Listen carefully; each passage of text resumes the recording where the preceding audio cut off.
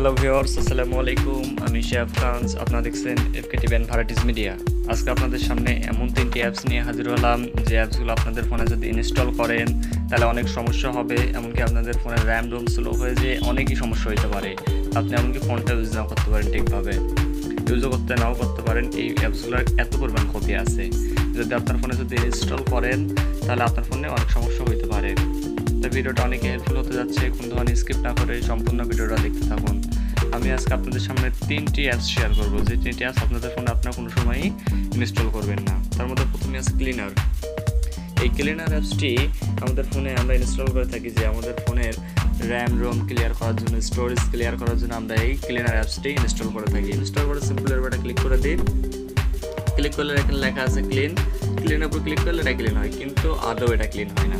এটা আমাদের ফোনের জন্য আরও ক্ষতি করে। এটা আমাদের ফোনের আরও ব্যাকগ্রাউন্ডে অনেক কিছু জমা করে দেয়। এটা কোনোভাবে আমাদের ফোনকে ক্লিন করে না। আমাদের ফোন ক্লিন করার জন্য সিম্পলি আমরা সেটিংয়ে চলে যাব। সেটিংয়ে গেলে এখানে লেখা আছে ডিভাইস মেইনটেনেন্স।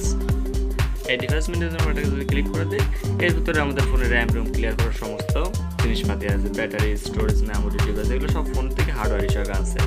তো আপনারা এক্সট্রাভাবে কোনো সময় এই ক্লিনার অ্যাপস ডাউনলোড করবেন না। দ্বিতীয় যে অ্যাপসটি নিয়ে কথা বলবো সেটা হলো ব্যাটারি।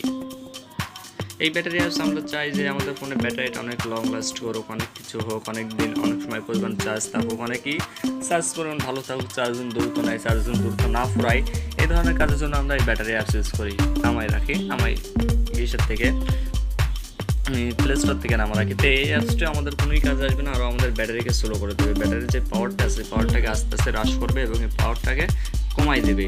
তো আমরা এই ব্যাটারি অ্যাপসও কোনো সময় আমাদের ফোনে ইনস্টল করবো না। আমাদের ফোনে যে ব্যাটারি আছে, যে পাওয়ার সেভিং, এইটা আমরা এনেবল করে রাখবো, তাহলে আমাদের ব্যাটারিটা অনেক একটু ভালো থাকবে আগের থেকে।